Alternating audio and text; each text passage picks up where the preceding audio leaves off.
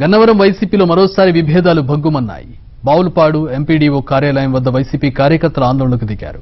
MLA Vallabhaneni వంశీకి వ్యతిరేకంగా నినాదాలు చేశారు. వైసీపీలో ఉన్న తమను కాదని టీడీపీ నుంచి వచ్చిన వారికి పనులు అప్పగిస్తున్నారని మండిపడ్డారు.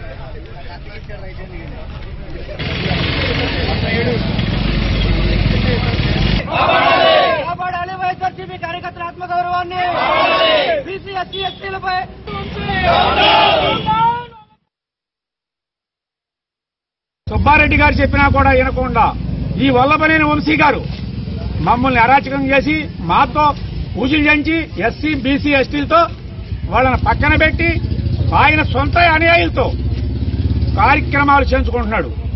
మేము ఉండి దేనికి లేక దేనికి?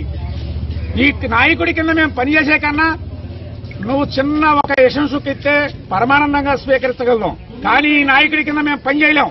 ఇట్లాంటి దుర్మార్గ నాయకుడి కింద మేము పనిచేయలేం. నీకు తెలుసు, కాకులపాడు వస్తే మినప్పండ మీద మీ మీద ఎలా కేసులు పెట్టాడో తెలుసు. ఈ 104 గ్రామాల్లో 5,000 కేసులు పైగా పెట్టాడు.